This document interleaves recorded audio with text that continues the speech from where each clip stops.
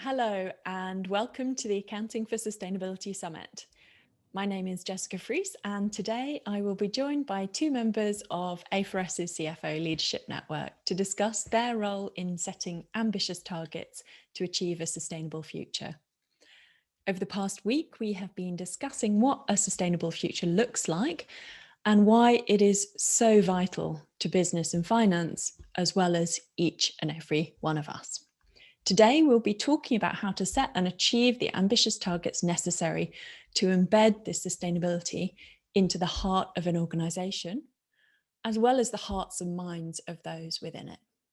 First, today, I will be speaking with Geraldine Matchett, the co-CEO and CFO of DSM, a multinational science-based corporation focused on health, nutrition, and sustainable living, headquartered in the Netherlands.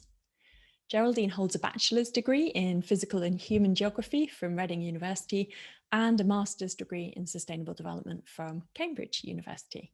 She is passionate about sustainability, as I'm sure you will all hear firsthand, and a real advocate for sustainable finance. Hi, Geraldine. It is fantastic to have you with us. And thanks for having me, Jessica. That's a pleasure.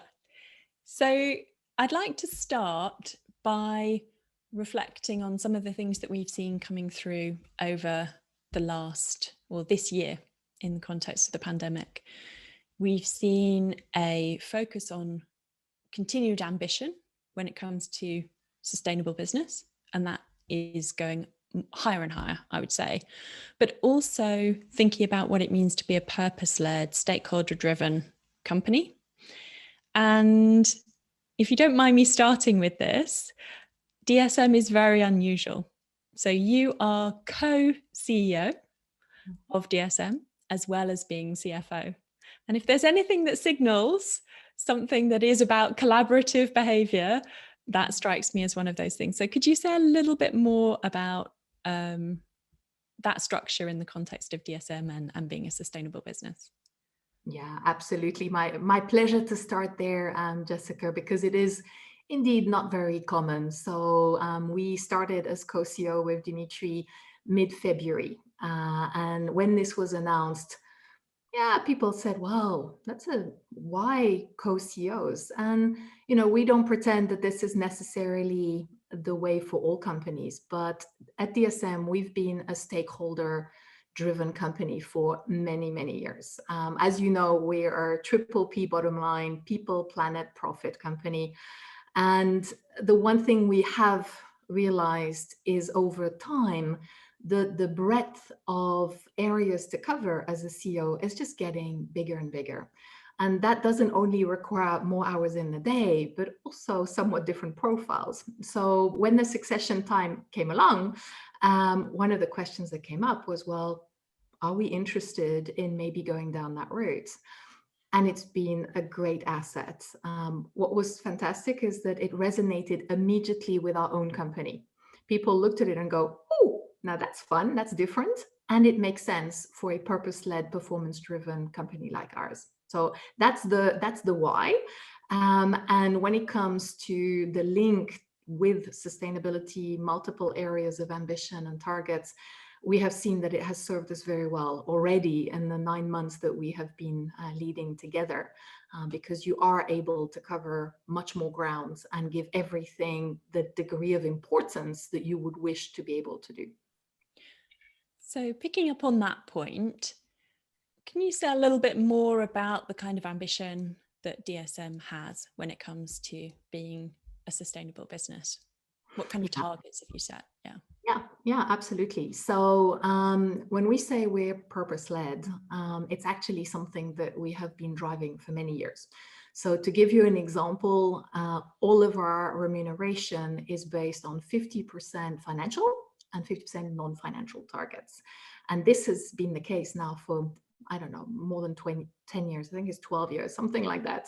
And that is not only at the very top of the organization, but we take it down the whole way. And so we have, of course, our financial ambitions of mid-single digit organic growth and good, cash generation is important. But we also have our ambitions when it comes to environmental aspect. So typically, you will find us on pretty much all of the KPIs, be it the RE100 on renewable electricity, where clearly the aim is 100%. We're now above 50%, and now the target is over 75% by 2030. But also the greenhouse gas reduction with an absolute reduction of 30%, but with also a path to net zero before 2050. And these types of things. So we have a whole raft of environmental aspects. And importantly, we set already years ago targets of our sales related to either an eco plus or people plus angle. And it's called Brighter Living Solutions. And that is really about embedding sustainability in your value proposition, in what you do. And that is really essential. Because it cannot be targets that are just on the side. And that is also embedded in our remuneration. So as you can see, a whole blend of financial and non-financial at the core of the way that we manage the company. Picking up on that point on remuneration, one of the things that has always struck me, as you say, it's something you have done a long time ago. In the work that we did and DSM contributed, one of our essential guides on enhancing investor engagement, we got a very clear signal from investors. That was one of the things that they looked at as a test of whether a company who said they were a sustainable business really were, whether it was even worth asking any questions on this front.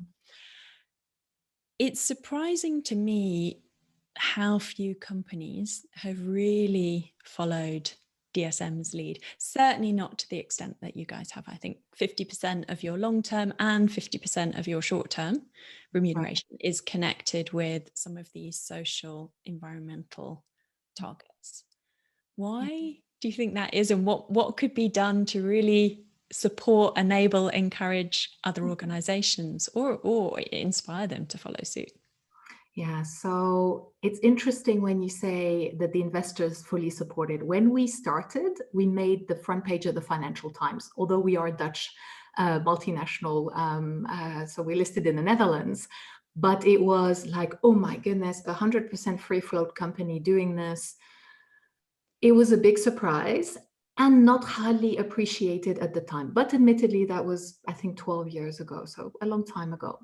Now, it is indeed seen as a proof that you're walking the talk.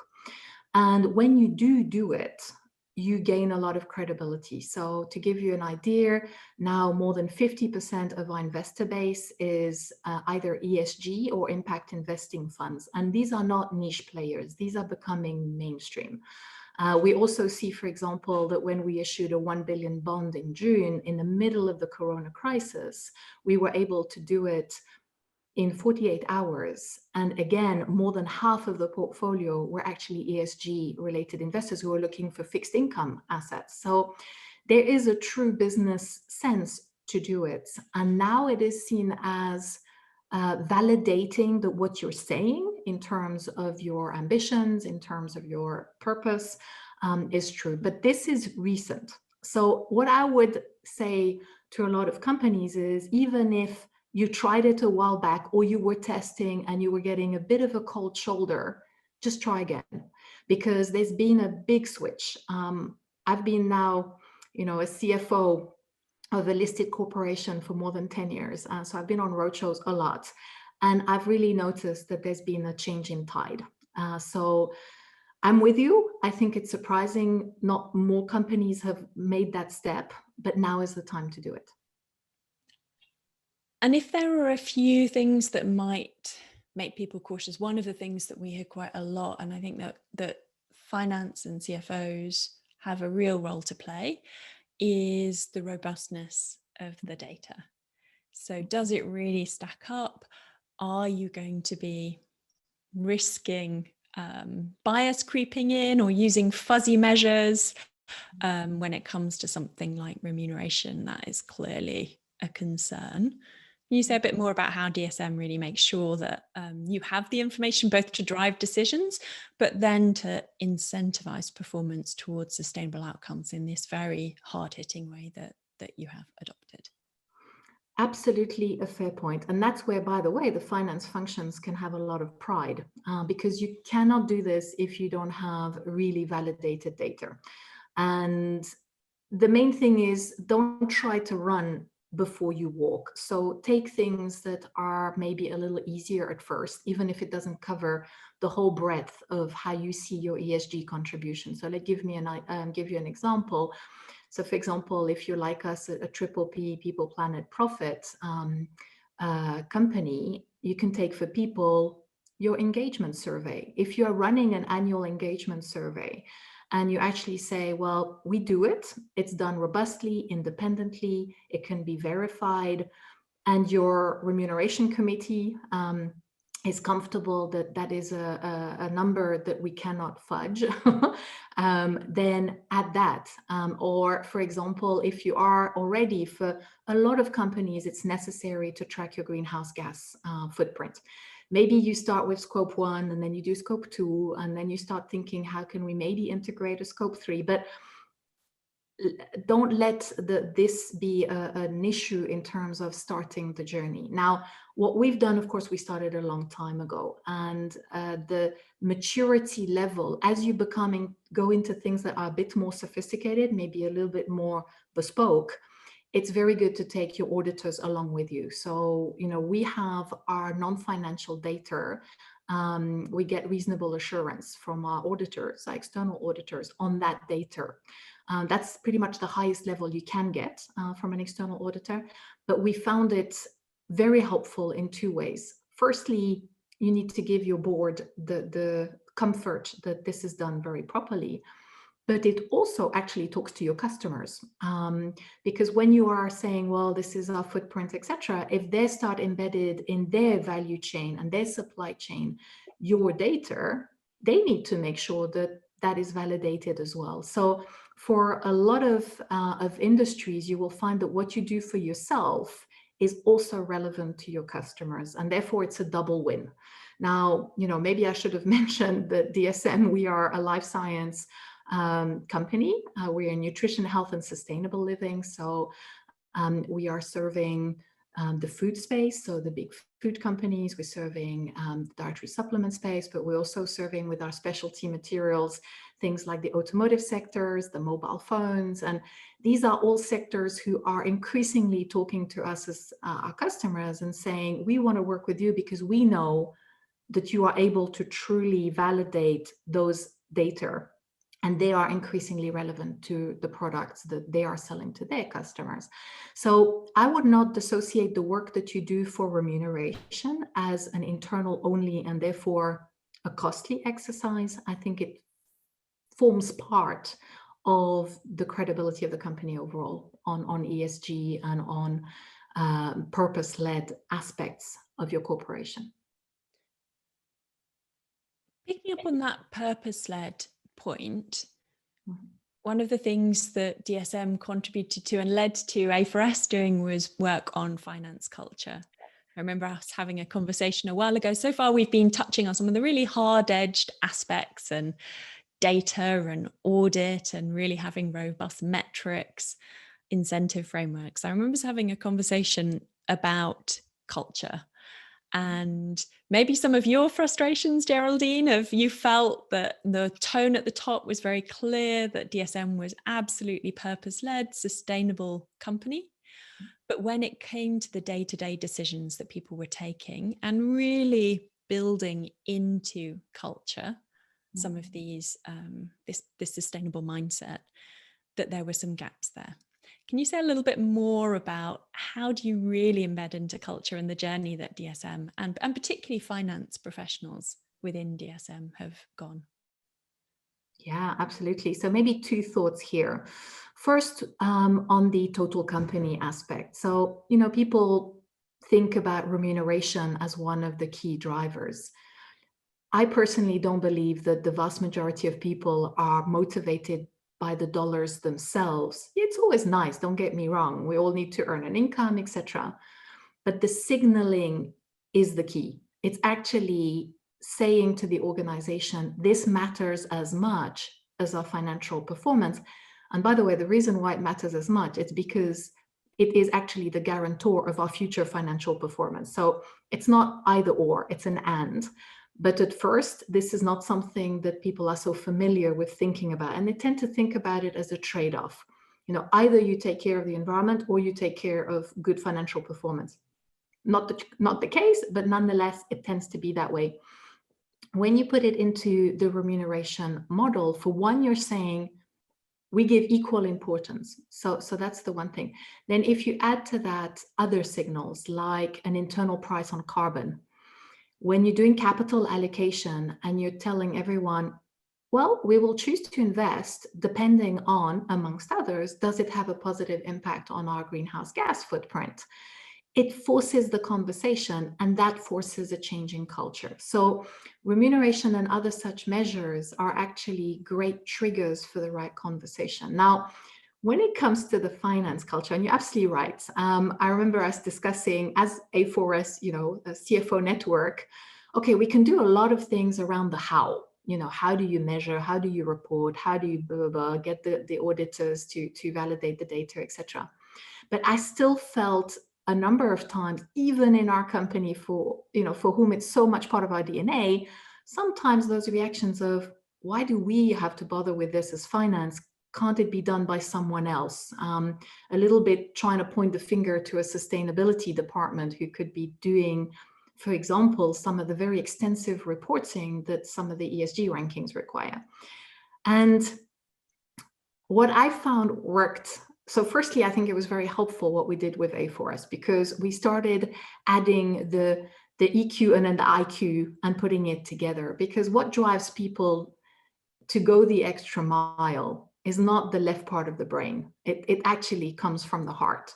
And what I did also within DSM with my finance function is we actually started using colors. So I said, as a function, we tend to be very blue. We tend to be very factual, and it's all about the pride in having accurate data, very well analyzed, and insights from that data. But as human beings, I knew that as human beings, my colleagues in DSM are so proud of contributing to fighting malnutrition around the world, to contributing to find great solutions to reduce greenhouse gas, to finding ways of facilitating the transition to solar energy and those kinds of things. So there was an equal passion, but somehow when they came to work as finance professional, they would leave that at the door and then say, no, I'm the finance person, I'm just rational. So what we've done is we said, well, we tend to be blue as a function, but we are allowed to be red as well. And so we said, let's at least be purple. Combine the two, bring your heart as much as your brain to work. And when you start creating a space where you encourage people to be passionate and to use adjectives in their descriptions, not just, factual, a very cold language, but also put in a bit of personal passion, you realize that these things come up. And when you are able to demonstrate that by providing the kind of insights on the non-financials, on the more ESG-driven aspects of the company, you will actually help the right kind of decision making, then you bring people along with you. So culture and emotion is at least half the battle, and then you normally tend to find the how. So the why, in my view, comes first. And if you had to give a few tips to other organizations in terms of things that they could do to progress on that journey, to really win the hearts and minds of their finance teams and indeed the wider organization and their investors and others, but really thinking of that, maybe that more cynical, hard-headed crowd that you might normally be talking to, what are the top tips that you would give others? Well, I think the first, and it sounds like a cliche, but the tone starts at the top. So, as a CFO, for sure, if you don't radiate that you are passionate about the environmental and social consequences of what you do as a company, it will look like work as opposed to look like the fun part of work. So it's not only about radiating your own personal interest, it's also knowing. So I would give as a first step to any finance leaders, and that actually takes not just the CFO, it takes the leadership team, to be knowledgeable. Find out, you should know by heart your CO2 footprint. You should know by heart what are your non-financial KPIs. You should be discussing that with the business and actually be proactive in the way that you change your reports, for example, and decide to put the non-financials before the financials. And things like that. Just demonstrate that you actually want to walk the talk for the company. Then after that, it's also about engaging different levels of talent within your finance function. And there is an easy trick there, and it sounds also a bit cliche, but use the youngsters.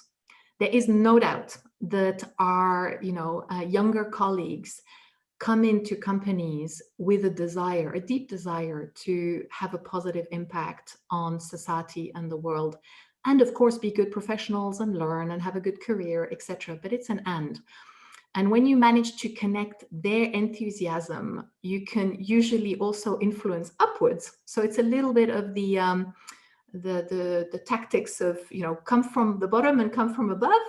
And then the last one that I would say is make sure that you recognize the achievements in that space as well. So the one thing we really moved quite early on is it's not helpful to ring fence the competencies into a separate department. Make sure that it is very close or completely embedded, if possible, in your mainstream function, because then everyone can start contributing, learning, and feeling the pride that comes with it. So these are at least one of the key, some of the key things that one can quite easily do. And it doesn't take a big shift in terms of corporation positioning, because that you can pretty much do for yourself as a function, and then hopefully be the galvanizer of that energy for the rest of the organization. If you look at the scale of ambition that is needed, so particularly to tackle the climate crisis, the nature crisis, the consequences of the pandemic are having huge toll on people and on the economy. So there's a lot of issues that we really need to come together to tackle. Where is your focus now? What kind of challenges do you feel you're really focused on overcoming to enable you to move forward in the face of the kind of crises that we are facing collectively? Yeah, so I will focus maybe here on the nutrition part of our company, which is now about 80% of what we do. So it makes a lot of sense. What we've noticed in this whole crazy 9 months of Corona is that effectively, unfortunately, food and nutrition have come apart. And there's a good reason for that, is that as the world really tried very hard to increase the quantity of food being produced, it led to an overconsumption of certain things like fat, sugar, salts. But actually, a lot of foods are calories and have actually no nutrition in them. And it has dire consequences right now, because it is actually very clear that when you have a deficiency in micronutrients, you're much more likely to contract the virus, and you're much more likely to struggle to fight it. And here you can think of vitamin D, which is increasingly understood as being critical, but also vitamin C's, the omegas, etc. So there is probably a broader realization today that too many people, even though they're absolutely not suffering from hunger, which unfortunately, of course, is still a big issue in the world, with more than 820 million people, and it's going up. That's the people who suffer from a lack of calories and micronutrients. But that challenge is actually much broader than was seen, and is linked to inequalities in income, and in society, even in the very mature economies. So that is, it goes with, by the way, the issues with the food systems and the loss of biodiversity and the impacts of monoculture. Unfortunately, while we've been able to increase the quantity of food produced, it's at the expense of nutrition and health, and it's at the expense of the environment. So how does one address this before it is really becoming a very critical issue for the economy and for societal stability? Because what you're seeing is that when people are struggling to have enough food, but also to stay healthy, it really starts degenerating into social unrest. And this year, there's been moments where it was very clear. Now, probably the one big aha is, while I think an increasing number of companies are working better and better with other stakeholders in the community, be it regulators, be it other companies, be it NGOs and civil society, connecting the dots is still a big challenge, because we have all been trained to say, okay, this is my piece and I'll do this really, really well. And then I have to hope that what comes before me and what comes after is also done well. But that hope is probably not enough. So connecting the dots and asking ourselves, what can we do together that we can't solve on our own, is the kind of mindset we need to think about. And that does require more openness, more transparency, more harmonization, to be honest, as well, of data and information flow. But there are a lot of things that require addressing. And of course, this issue of food systems, health, etc., is very specific to our space.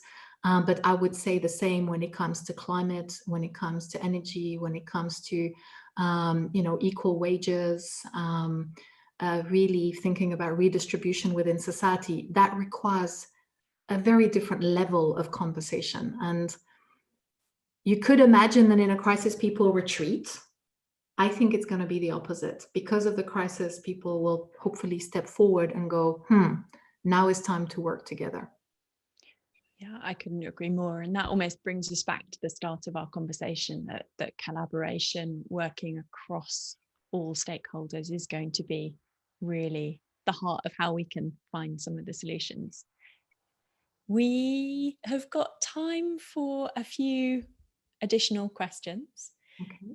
So if I could start by asking you a little bit more about the near term. So we in Europe are heading into winter. There are signs that we might be finding some solutions from in terms of vaccines to tackle the pandemic, but we know that some of these consequences are really hitting hard. So what is making you hopeful at the moment? Okay, what is making me hopeful? Well, indeed, as we speak today, there was some positive news on the vaccine side, which I think the markets loved and reacted very strongly yesterday, that there may be actually light at the end of the tunnel when it comes to a vaccine. And that is great.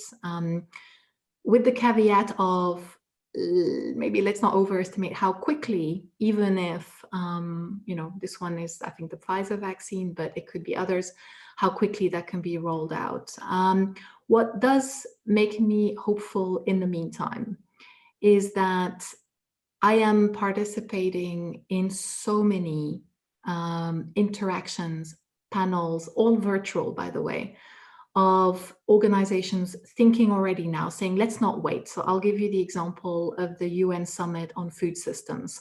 It had to be moved to next year, but there is actually a pre-summit going to happen end of November to really start thinking right now, what can we prepare for? How can we start really addressing the right issues? And it's actually very reassuring and engaging to see that people are not stepping back and retreating. They are stepping forward and saying, what can we do more? And I'm also seeing, which makes me hopeful, that there's an increasing amount of capital, and I'm a CFO, and I'm thinking, okay, are the investors really following suit? And I really am seeing that happening. So I do believe that right now it is fully worth our while to invest time, for example, in the convergence of ESG standards, which is something that the World Economic Forum has started to try to pull together, of saying, how can we simplify things so that we can move faster? Of course, other organizations are trying to support, including A4S, of saying, let's try and make it easier so that we can move faster. And that makes me hopeful, because as the world becomes a little bit less constricted by the lockdown, the more we've done the thinking, the faster we can do the walking when time comes that we can do that. So that makes me hopeful.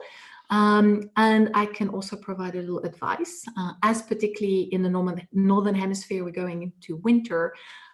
Please do take your micronutrients, dietary supplements, and I really mean it, because the data is fundamentally there. Vitamin D always plummets in winter because we don't get any sun exposure, and vitamin D is one of the biggest shields to keep your immunity up. So, you know, immunity is something we have to bear in mind. And what makes me hopeful is that that message is being heard and understood and acted upon increasingly. So that would be from a nutritional advice from me today. Dietary supplements every day, particularly C and D and omega-3s, please. Very good. And definitely health, physical and mental, I think, is one of the themes that we've really seen, obviously, is fundamental, given that we're in a pandemic at the moment. One more question, which picks up on your point on reporting. Later in the summit week, we are going to be having a full day looking at some of the reporting developments, and it is one of the things that we're really seeing some progress. How much would you say your investors are driving that versus how much as a company are you still feeling like you're maybe ahead of them in terms of the kind of information that you're providing to them? Do you really get the sense that they're using that information and asking some tough questions in response? So the answer is yes, they are. Increasingly, what I'm seeing, and I'm really seeing it physically, in the sense that before we would have on roadshows separate sessions for ESG portfolio managers and others for mainstream. Now it's all blended, it's all one. And so that's already a sign that this is, for some of the portfolio managers, it is more of a risk management filter. For the others, it is more really driving capital allocation that tend to have more of an impact. And those tend to be theme-oriented portfolios, be it, you know, social equity or water or whatever the theme may be. So I am seeing a very serious attempt by the asset owners and the asset managers to do this. At the same time, though, what I'm not yet seeing is a willingness and an ability, because I don't think it's only willingness, it's also the how do we do it, of converging methodologies and having at least some KPIs and methods that everybody agrees on. Like we have, you know, the accounting standards that people say, okay, fine, I may not appreciate all of the US GAAP rules, but that's the reference, or all of the IFRS rules, and that's the standard. Is there a core that we could say this applies to everybody? Doesn't matter what your activity is, doesn't matter where you are in the world, these should be the core. And then you will have some sector specific KPIs and measures, because yes, it is different if you are like we are in science related to food and nutrition and materials versus maybe cars, you know, different game. But that ability to at least drive that core would be great. Now, there are a number of initiatives, though, that are trying to do that. And I think that will be really the next step, is to see maybe some of the accounting standard setting organizations say, well, let's really coalesce and find a common path, as opposed to let's see who is the smartest cookie in the room that can come up with the most elaborate way of doing this. So in that sense, a bit of simplification, an agreement. I mean, as you know, the World Economic Forum has identified 22 as maybe the core, and then there's the more sector-specific ones.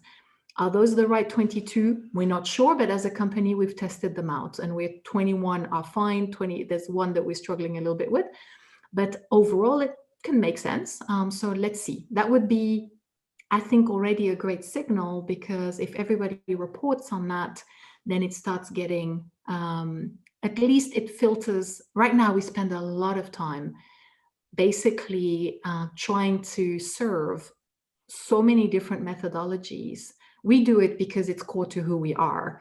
But I think for many companies, it's rather off-putting. Yeah. And I think the important thing to underline with the work that WEF has been doing is they haven't created new indicators. What they've done is point to existing well-recognized indicators like those that GRI have developed. I think the majority reference GRI, some to TCFD, the Task Force on Climate-Related Financial Disclosures, etc. So it's about a spotlight on some of the existing metrics that are widely reported rather than trying to reinvent and create something new. But as you say, focus on maybe a narrower set and a common set that everyone could be adopting. Yeah. And with the IFRS Foundation consulting at the moment on whether they should set standards, I really think that this is a space to watch. A final question that we can sneak in before we're out of time for this discussion is coming back to that whole question of ambition, culture, remuneration, target setting. We've covered quite a lot of different areas.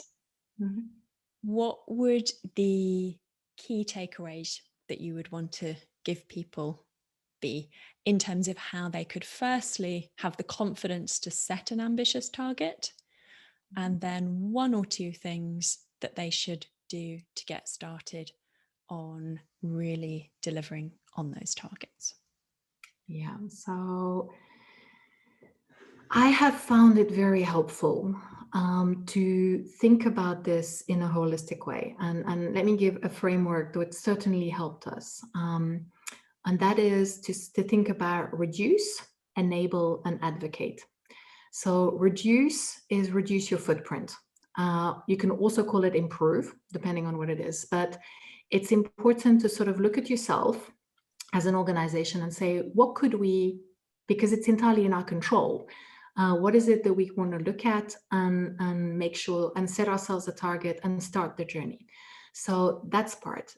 Enable, what we call enable is actually what is relevant in your activity that you can help your customers or consumers, depending, but if we are B2B, so say customers, how can your activity help them meet their targets? And that's really critical, because then you're really thinking about the whole chain and you're not just thinking about me in isolation, and you will have a multiplying positive effect on the economy, on the sector where you're active. And the third one is advocate. And why is advocate important?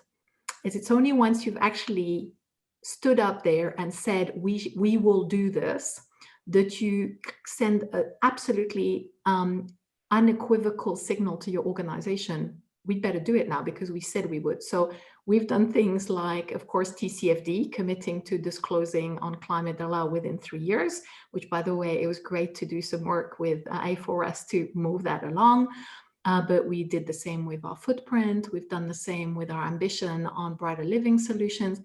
And once it's out there, well, you have to find the how, but it really helps. So the advice I would give for those who maybe haven't started yet is look at your footprint and pick something that you feel very confident because you don't depend on other parties to drive it.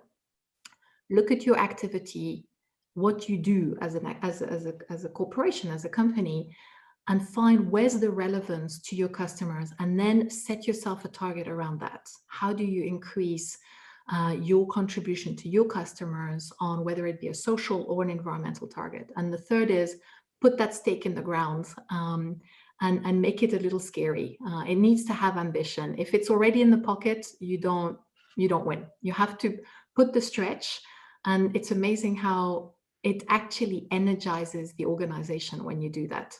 So those would be my tips. Fantastic. That's all we've got time for, but I think that those are some very helpful, very practical tips that everyone can take away from today's conversation. So thank you very much, Geraldine. It's been a real pleasure, and as always, insightful. I've always learned new things when I speak to you. So thank you very much. Thank you to you, and good luck with the rest of your conversations and of your program. And in particular, I wish you a fantastic summit because I know that it's the highlights of the year. And it's always a great moment to be able to share and hopefully bring on board even more passionate CFOs in particular to join the journey. Fantastic. Thanks a lot, Geraldine. Thank you, Geraldine. That was really interesting. I got a lot from the discussion, and I'm sure all of our audience did as well.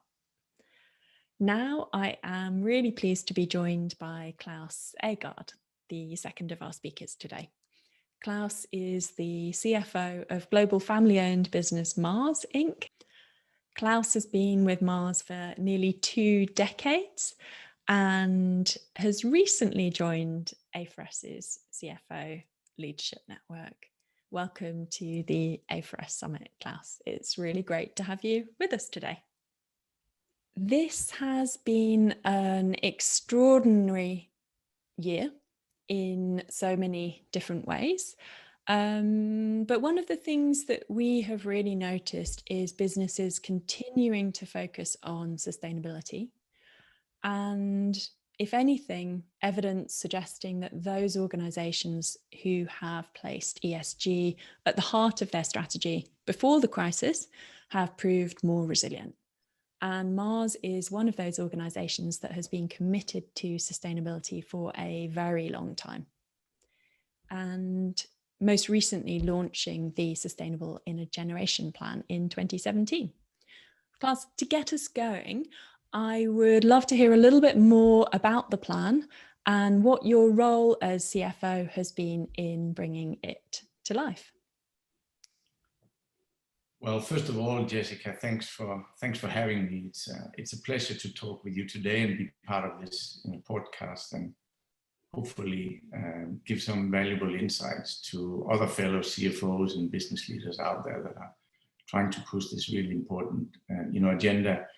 And yeah, starting with our own plan, Sustainable Intergeneration, we clearly think it's more important than ever that we are evolving and adapting our business in order to, address today's and the future's environmental, political, and now also, quite stark social challenges. And we clearly, as a large corporation, recognize we have a role to positively contributing back to the people and the environment, the ecosystem that we operate in. And that's been a long thought, and already in 2017, as you say, we announced our Sustainable Intergeneration Plan, which set out a set of bold ambitions to ensure that we have a sustainable business in its broadest sense for the world and for the next generation. And we are investing more than $1 billion over a few years to extend and focus deep into our supply chain, within our direct operations, of course, and we're impactful also with our customers and consumers. And, not surprisingly, a plan like that includes significantly reducing our greenhouse gas emissions, really across our extended supply chain by 27%, in 25, so very soon, and 67% by 2050. We also look to improve the working lives of 1 million people in our value chain with a deep focus on third world countries, and also generally helping people and pets live healthier, happier lives. And we know clearly that some of these plans will take decades to fully realize, and that's why from board and shareholders through leadership being committed to remove the barriers that has probably prevented us in the past to deliver against that. And I see myself play a big role in that, which I'm sure we'll be discussing. But just a couple of examples. I'm really proud of the fact that we've actually broken the trend between revenue growth and emission growth for the last 2 years. So this is a really important milestone for us. And a KPI that symbolizes that is a few years ago, 36% of our electricity came from 100% renewables. Now that's more than half, and we expect it to be 100% by 2040. So lots of ambitions, lots of things we need to do to contribute positively and set up our business for future success. Some pretty ambitious targets there and goals. Be good to pick up on a few different elements of that. So first of all, coming to the role that you as CFO play. Can you talk a little bit more about where you see CFOs and finance teams in really embedding some of those ambitious targets into the strategy, maybe getting everyone on the board and your wider stakeholders supporting and driving that in the first place, and the way that you've been involved in that overall goal setting? Yeah, good question. I mean, I think more than a decade ago, actually, we as a company, and as you said, I've been working here for almost 20 years. We ask ourselves, what's the right level of profit for a corporation? What's the right balance? And at the time, it actually seemed a bit like an unusual, provocation for a business. But I think, where we are right now, and particularly a year like this, in the middle of this global pandemic that has exposed also inequalities in societies, it's really an existential question. And really, we think in a company like ours, we have a strong belief that, purpose without profit isn't possible, but also profit without purpose isn't meaningful. And really, as a business, we need to do both. And I would say all of my colleagues at the leadership team are very committed to that, concept of mutuality and creating enduring value. It's something that is a fundamental belief, in our business, that an imbalance between the value that we create for ourselves and the value that we create for our broader ecosystem, that is leading to something unsustainable. And it's a core value at Mars. It's something that frankly attracted me, 20 years ago, and something that, I'm leading for, I would like to think, every day I come to work. So effectively, with influence from myself and others, we've built the ESG agenda into our shareholder objectives, ensuring that from start to finish, really, what we're doing every day is beneficial for both our business and the world around us, and hopefully for generations to come. And that's what we call holistic, purpose-led value creation. Do you think it's made a difference to your ability to do that Mars is a private business instead of a public one? Well, I don't want to say that public companies are in a worse place. I've worked for private companies actually throughout my career, funnily enough. And I definitely think, there are some benefits. We've got a long history. We're more than 100 years old. So lots of learnings along the way, and a family, not that this is all about the family, but a family that has ensured we keep learning and keep some of that in our archives. And so that is definitely important. Our history, as I said, is built on principles and the idea that we only thrive if all partners thrive well. And in fact, one very inspiring document is from 1947, that Forrest Mars Sr., where he defined the objectives of the company as creating mutual benefits for all stakeholders through the corporation, throughout the operation of our business.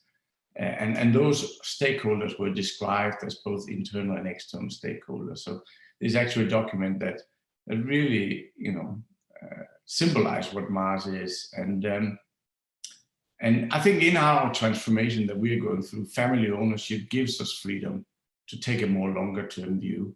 Doesn't mean that we are not trying to thrive in the short term, but I think we can do the right thing faster.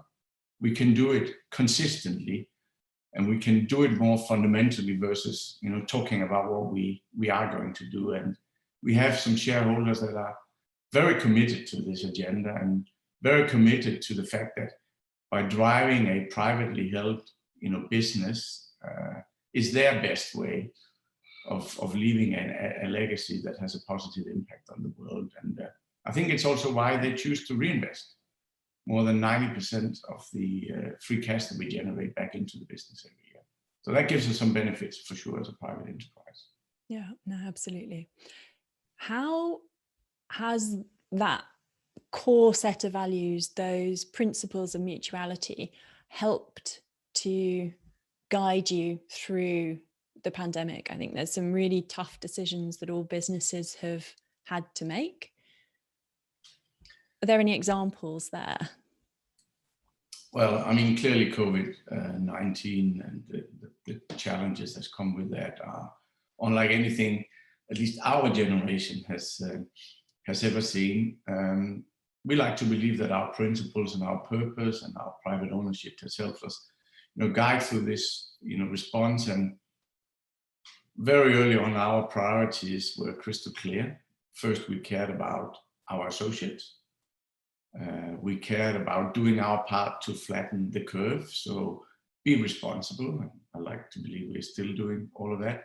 Support the communities. We did that also by immediately donating in various forms $20 million as cash and in-kind support, including in the UK. We donated more than £4 million, including a lot of in-kind and financial support, also to NHS, frontline workers, etc.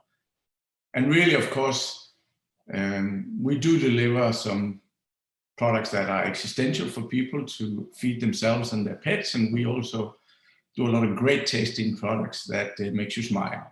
So wanting to continue to deliver products and services through this pandemic has also been a priority. And we also have more than 2,500 veterinary hospitals. So keeping that going has been some of the key things that we've prioritized. And I would say, despite all of the challenges that COVID-19 has presented us with, not being able to travel, not being able to meet people, not being able to go to places, we've stayed committed to our Sustainable Linear Generation plan, and we're really proud of that. And we finished some of our big initiatives. You will most likely have seen just recently, we announced our palm oil positive plan, where we've delivered a deforestation-free palm oil supply chain.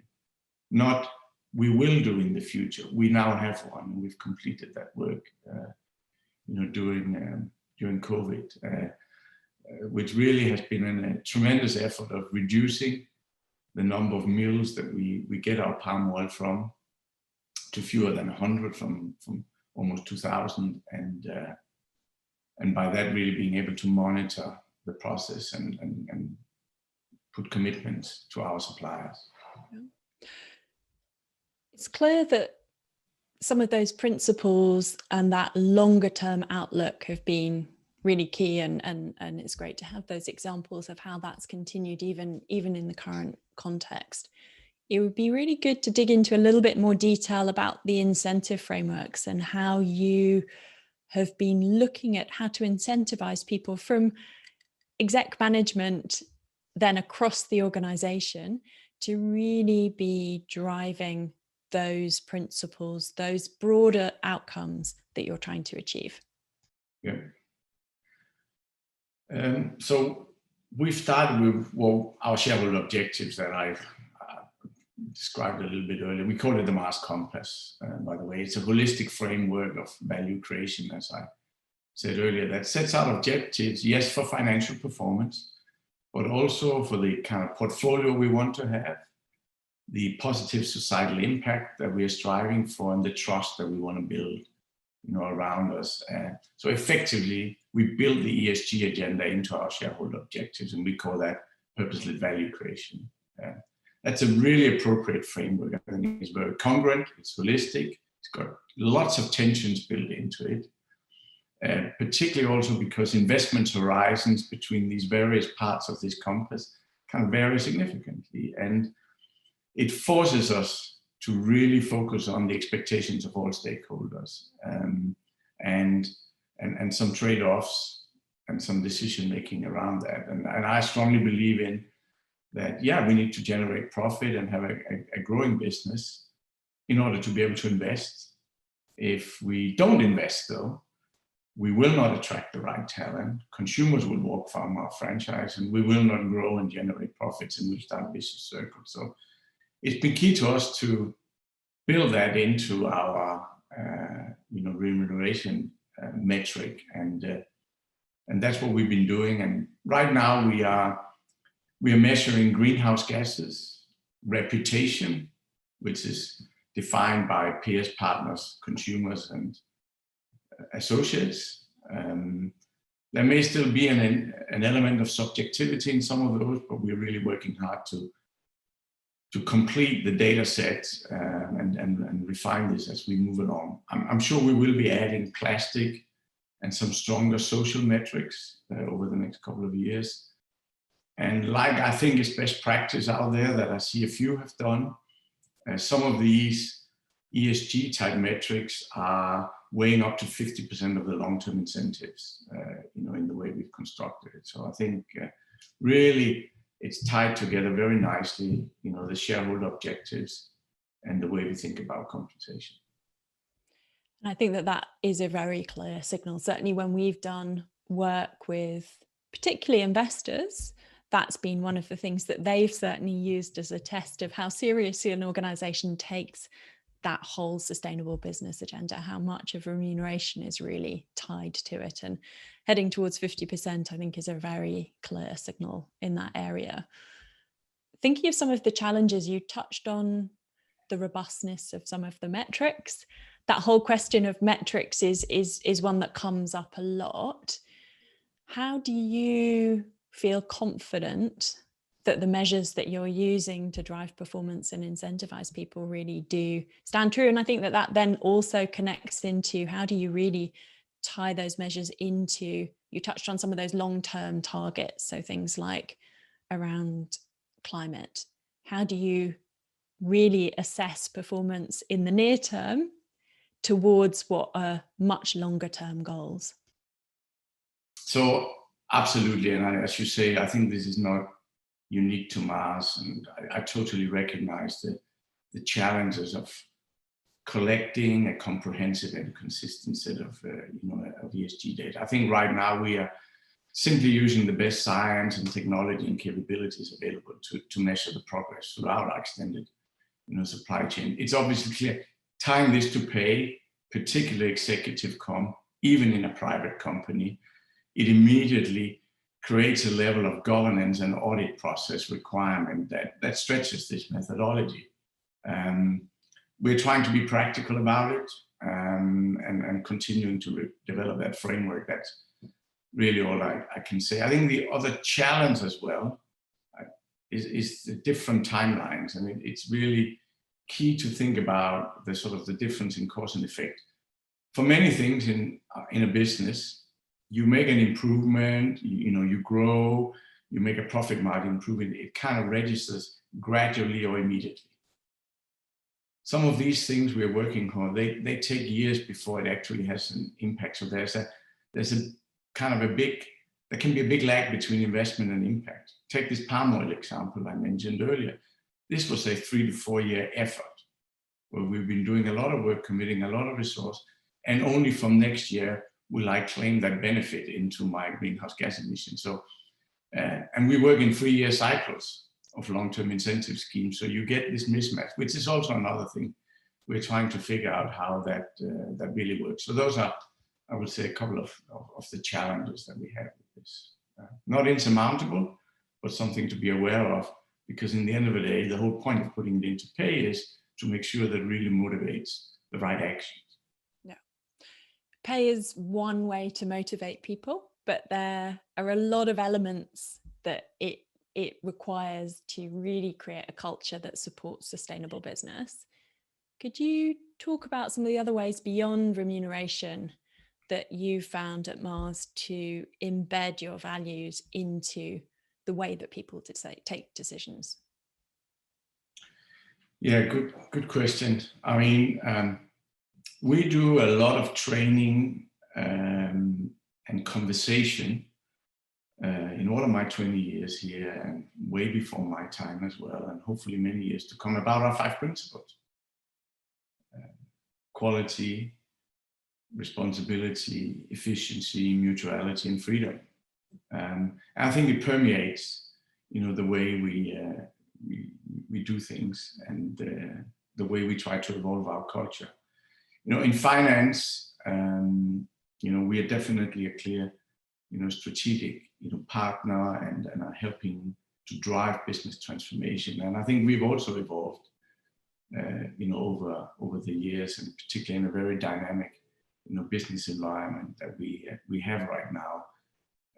The role of finance is to be a guardian of all assets, and I think that has now evolved into be a much broader set of topics and area, including the ESG agenda. And I've seen that balance emerge very nicely, as also we set a broader set of aspirations.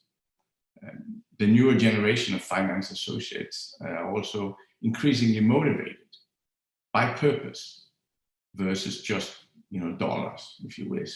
So I think that's definitely something that is driving a cultural change. And last year we refined our purpose and mission statement for the company overall, and has also had a lot of conversations about that. And again, this is pushing a different level of conversation and into the organization that I think is very helpful. You mentioned there that you see that sense of purpose as a driver, particularly in some of your newer associates and recruits. Are you explicitly starting to build some of the attributes, the skill sets connected to that environmental, social, purpose-driven agenda into your recruitment practices? Yes, recruitment and training. Of course, since I joined the A4S network, this has stepped up dramatically. I'll give you that advertising. It was a key motivator to join. I started with myself, and frankly, also joining A4S was, part of pushing, myself into this, both in immersion and training, but also really truly representing this. I'm finding, though, that the next generation has a natural interest in sustainable finance. And in fact, they judge the company very much on how much we prioritize the ESG agenda. So yes, it's part of the recruitment process, but I almost think it's natural, and this is a great thing. But we want to make sure that we nourish this, because we want it to be a real differentiator in attracting talent. And I've certainly put my best foot forward to inspire and show leadership in driving what I call purpose-led value creation.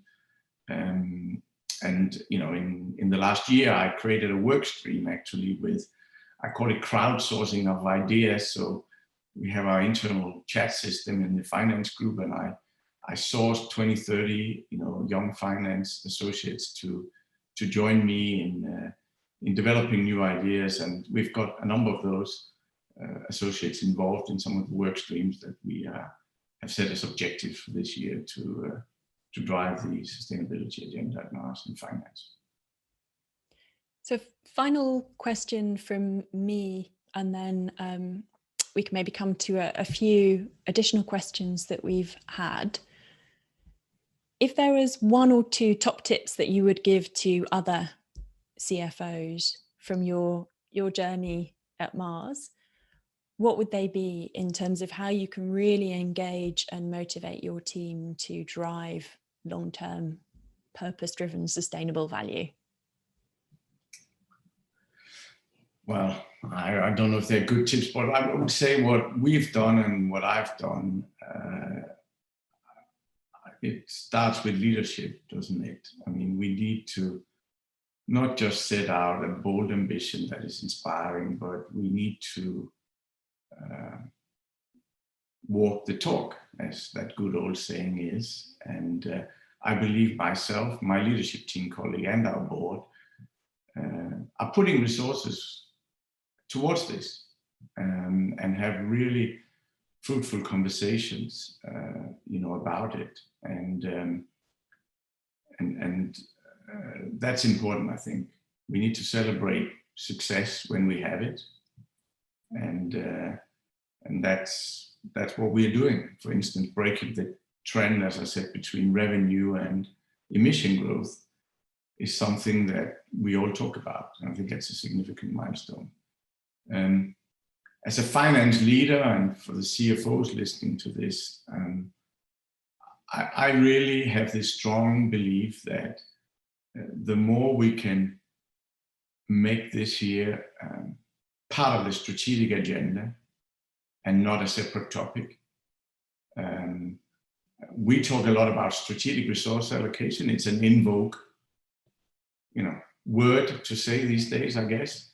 But the more the ESG agenda is also part of that strategic resource allocation discussion, I think the better chances we have of really making a difference.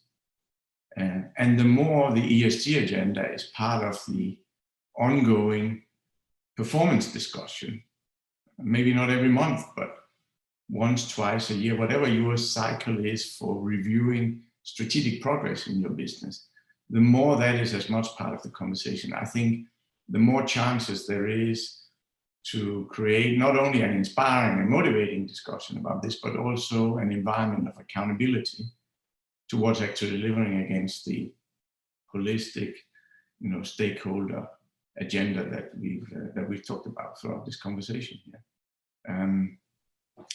That's what I'm leading for. Whether that's good advice or not, I'll leave for others to be determined. But it has worked for so many other things in business over my 30 years of working, and I believe it works here too. Yep. No, I think that's some definitely some sound advice. One of the questions that we've had is around the backdrop of the pandemic, some of the challenges that you might have faced to really keep some of these issues at the heart. You touched on that a little bit earlier, but maybe you could say a few more words about really some of the biggest challenges that you had and how you managed to overcome them. So whether it's around things like the supply chain and some of the issues that you mentioned there, it'd be great to hear more. Yeah, I mean, companies has been very differently impacted, and there are companies where clearly the revenue has been massively negatively impacted, and I think that drives a whole set of survival actions that many other companies have not had to deal with. I think we're kind of in the middle if you think of the space that we are operating in, and that gives us an opportunity maybe to be much more balanced in our approach. Our focus has really been on what we call balance and timing. So we want to balance the near-term crisis and the things that I said, protect our associates, do our job to flatten the curve, ensure, the well-being of the communities around us and serve the needs of our customers and consumers. But at the same time, don't lose sight of the long term. And whether that means time, whether that means money and management attention. And we've really tried to manage for that. I think it's clear sometimes that things have had to shift in a little bit. So we had, I think, close to 20 what we call hero projects on plastic or non-plastic, for 2020. It has not been possible to execute, or more than half of those this year. We've still done quite a few of them, but simply doing it at our factories with the pressure that was on, getting new items into the retail stores and so on. I mean, there's so many things that we all had collectively to postpone, but we've still continued to develop and refine them, and we'll come back even stronger, next year with some of that. So we really have been trying to stay focused on this balance and timing, and coming back to that,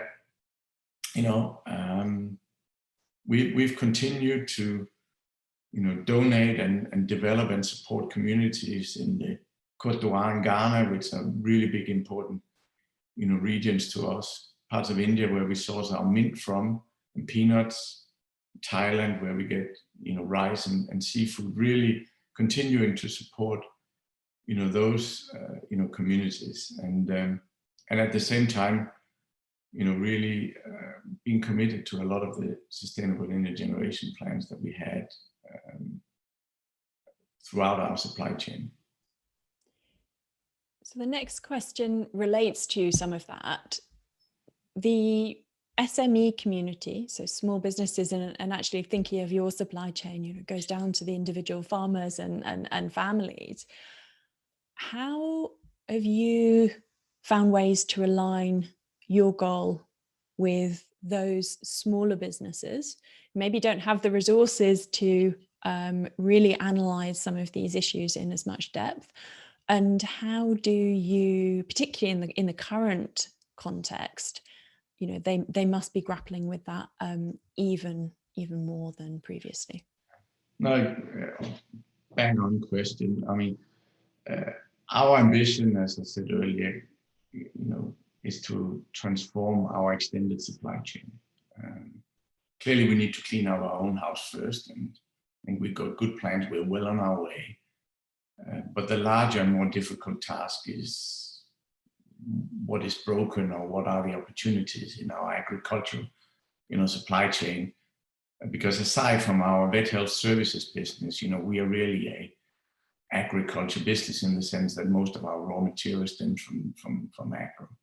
And like many businesses, that's where we're turning our focus, because we've assessed that more than 80% of the challenge we have on both environmental and social aspects are in our extended supply chain, deforestation and poverty being the two major issues. And we recognize that even if we spend a lot of time over the years, it has not been enough. Certainly on social issues, we spend a lot of time and effort, but also on deforestation. So we are trying to transform our, supply chain on that. And I gave the example of our palm oil program, before. Yes, it is ending up, going to fewer farmers that we can monitor. We are spending extensive resources to train and educate, farming, principles, to improve yields, which solves, poverty. And that's really the root of many issues in those regions. And really also here we are working on an extensive program of mapping all of the cocoa supply we have. And again, with a view of, through now the technologies that are available to monitor this, and by that really drive an impact of lowering deforestation or eradicating deforestation is clearly our objective. It's tough to do alone, so we are working in partnership with governments, NGOs and other industry partners. But we believe it is possible, but it's going to require another effort than the one we have done so far. Yeah, I think that's clear. It would be really interesting as a final question. I think we can probably squeeze in just one more, to look to the future. So you, as a CFO, have a key role. You touched there on that importance of partnership. So what is top of your mind in terms of how we do achieve some of those fundamental, vital targets, goals, whether it is net zero, to keep us within 1.5 degrees and have a sustainable future? What are the things that, when you look ahead, you see as most important? Well, at Mars, our purpose is that the world we want tomorrow starts with how we do business today. And that's why the decisions we make today are, including me as a CFO and my finance team, they're really important. And that's where it starts. Are we creating a sustainable world, a sustainable growth, for Mars and for the society around us? And that's why, I'm still very focused on clearly the strategy to achieve that, driving sustainable growth and transforming, the way we do our business. Ultimately, we want to grow and we want to hit certain targets, but it's hard to rally people around a dollar figure or a dollar figure alone. So in the long term, business needs to stand, for more than that. So we have an opportunity and a responsibility to really make a difference, and that's what's top of mind, for me. I think at a practical level, how I execute that is to make sure that the business decisions and the practices that we are taking around key decisions, whether that is M&A activity, how we allocate our capital and how we think about our governance and compliance, has to take that broader ESG agenda into account. So I am making sure that we bring those things into our decision-making process. It's, as I said, that will mean that decisions we make today are going to have long-term benefits. It may take some time, but we will make a benefit from that. And in the end of the day, it comes down to that the world we live in today, I think winning is as much about financial performance as it is about having a positive impact on society. It is not only a good thing to say, it is gradually and rapidly becoming table stakes. So it's inspiring, it's good, and it's existential, and that's what we need to stay focused on. And clearly finding the right metrics and the right impetus, to do that, so we continue to thrive is critical. Fantastic. I think that is a great place to finish. I think we've run out of time, sadly, anyway, but it's been a really interesting session and some insights into that whole question of sustainable value creation and finance culture. So thank you very much, Claus. You're welcome. Thank you to those of you who have joined us for today's plenary session at the A4S Summit. If you would like to find out more about some of the themes we've touched on today, do go to the Content Hub, ask questions, connect with some of your fellow attendees, and learn more about some of the work that we've been doing. All of our A4S essential guides are available on the Content Hub, as well as lots of other practical examples, podcasts, and places to explore how you can set and achieve ambitious targets. Thanks again for watching, and we look forward to seeing you for tomorrow's discussion, which is going to be focused on sustainable outcomes and how you can allocate finance to achieve them. If you're watching on demand, please visit our website, accountingforsustainability.org, for more. And we look forward to seeing you again soon.